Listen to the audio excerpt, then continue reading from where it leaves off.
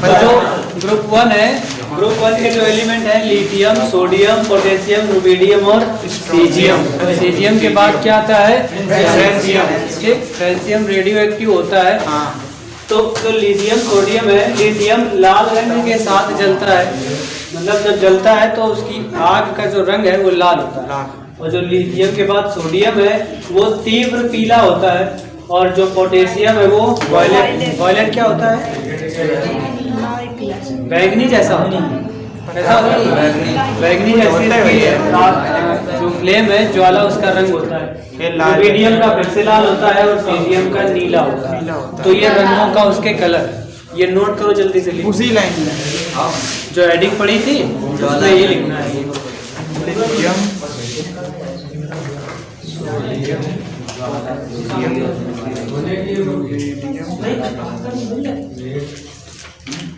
उसी के नीचे लिखना है क्षार धातु और उनके लवण।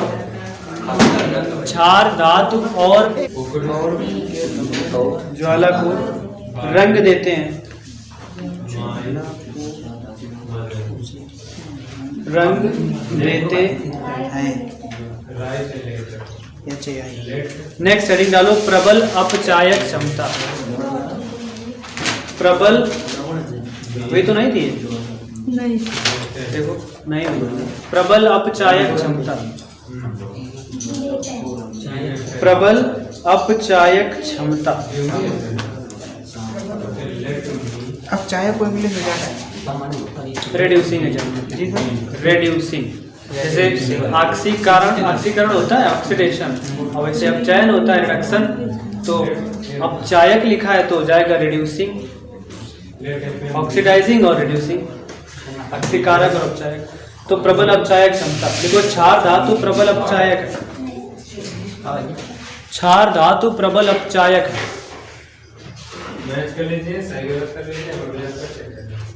क्षार धातु प्रबल अपचायक है क्योंकि इनके बाह्य कोश में उपस्थित, क्योंकि इनके बाह्य कोश में उपस्थित, बाह्य कोश में उपस्थित एक यस इलेक्ट्रॉन, एक यस इलेक्ट्रॉन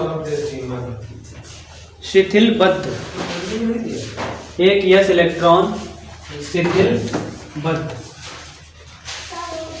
शिथिलबद्ध मतलब लूजली बाउंड, राइट, लूजली होता है, लूजली बाउंड मतलब जो 1 इलेक्ट्रॉन होता है भाई, यस ऑर्बिटल है, यस ऑर्बिटल में दो इलेक्ट्रॉन होते हैं। परमाणु में या तो इलेक्ट्रॉन आधे निकलने चाहिए या पूरे निकलने चाहिए, हाफ फिल या फुल फिल। तो आधे यस इलेक्ट्रॉन से यस ऑर्बिटल से निकलना आसान होता है, तो सबसे जो लूजली बाउंड इलेक्ट्रॉन माना जाता है वो यस वाला ही माना जाता है, क्योंकि यस से अगर एक इलेक्ट्रॉन निकाल लोगे तो आधी कक्षा उसकी बच जाएगी जो कि स्थायी होती है। तो इसलिए यस इलेक्ट्रॉन जो है लूजली बाउंड माना जाता है।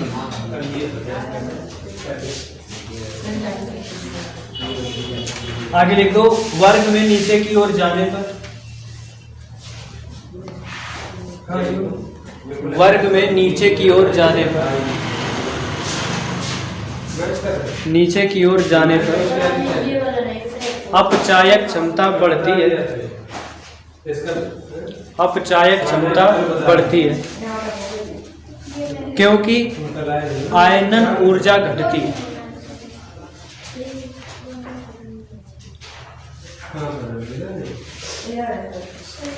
क्योंकि आयनन ऊर्जा घटती है।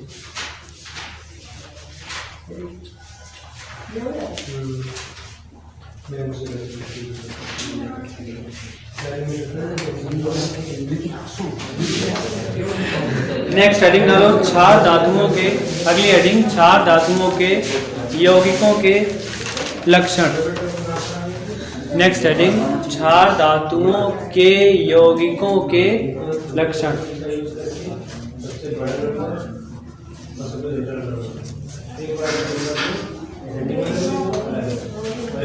लिखो क्षार धातुओं के यौगिक, क्षार धातुओं के यौगिक सामान्यता क्षार धातुओं के यौगिक सामान्यता आयनिक और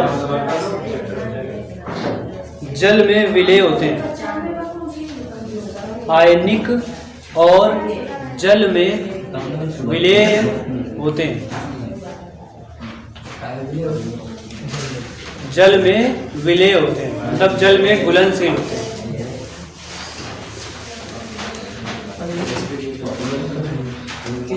आगे लिखो लिथियम के यौगिक को, लिथियम के यौगिक गुणों में अन्य क्षार धातुओं के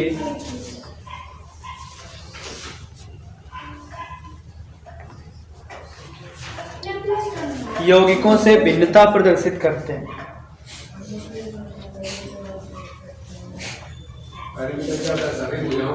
भिन्नता प्रदर्शित करते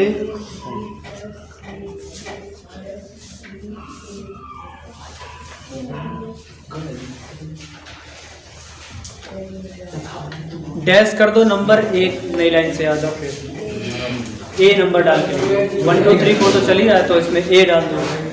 ए में लिख दो ऑक्साइड। ऑक्साइड हेडिंग है। लिखो क्षार धातु में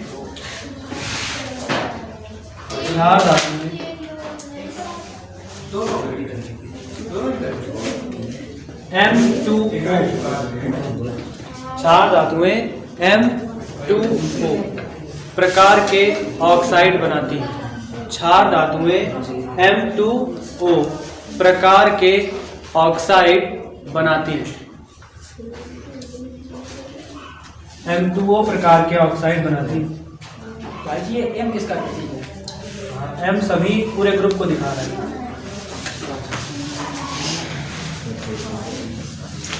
ऑक्साइड बनाती है। साइड लिख दो। आगे लिख दो जो जल से क्रिया करके प्रबल क्षार बनाते हैं। जल से क्रिया करके प्रबल क्षार बनाते हैं। जल से क्रिया करके प्रबल क्षार बनाते हैं।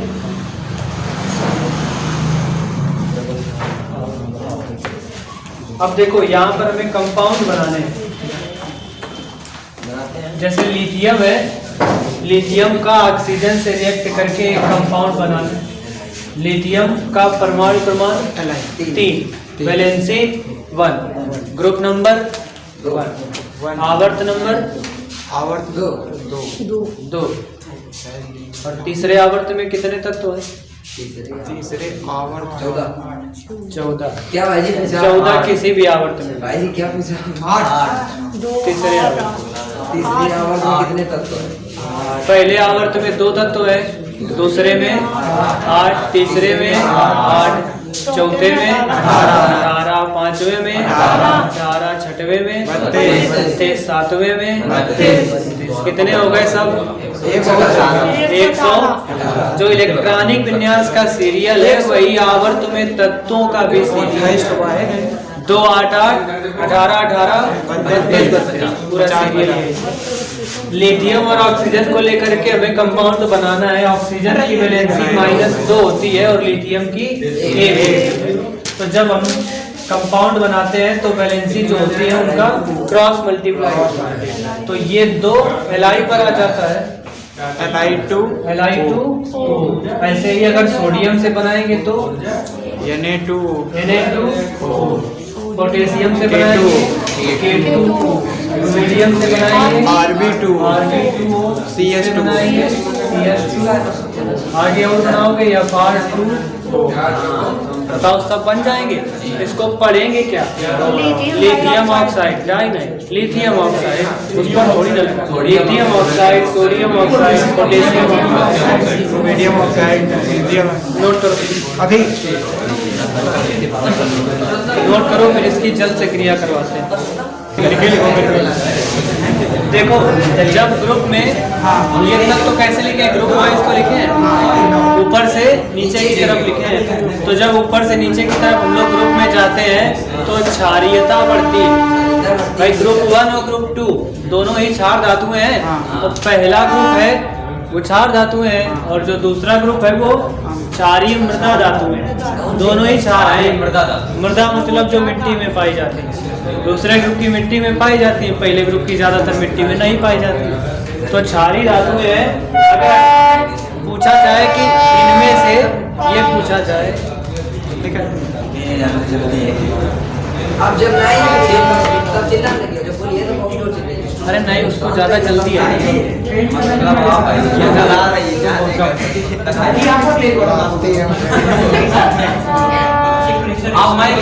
तो नॉलेज है नहीं कि पढ़ाया मुझे क्या भाई जी उस बात के तो मैं लिया देख ली बता दो कुछ नहीं दे इनके काने में लगा दो। ग्रुप में जब ऊपर से नीचे की तरफ जाते हैं तो क्षारीयता बढ़ती है, क्षारीयता और अम्लीयता घटती है। तो इसमें से सबसे ज्यादा क्षारीय कौन होगा? जो सबसे नीचे पाया जाए। तो इसमें सबसे ज्यादा नीचे है। तो अगर बढ़ते हुए क्रम में लगाएं तो इसमें इस तरह से एरो बन जाएगा। सबसे कम क्षारीयता किसकी है? लिथियम। और सबसे ज्यादा क्षारीयता फ्रांसियम। ठीक। और अगर अब इसकी सबकी जल से क्रिया करवाते हैं, इन सबकी जल से रिएक्शन कराते हैं। जल से रिएक्शन कराने पर क्या होता है? ये सब प्रबल क्षार बन जाते हैं। अभी कम क्षार है, जल से मिलकर ज्यादा क्षार बन जाते हैं। जैसे Li2 है, Li2O प्लस जल मतलब H2O। तो रिएक्शन जब करवाते हैं तो इधर बन जाता है 2LiOH। जैसे ये Na2O, इसकी रिएक्शन करवाते हैं जल से HO, तो क्या बन जाता है? 2NaOH। क्षार है ये, कास्टिक सोडा है। ऐसे ही K2O करवाते हैं HO, तो क्या बनता है? KOH। ऐसे आगे की लिख लोगे तो 3 कंप्लीट करो, लिख लो सब लिखना।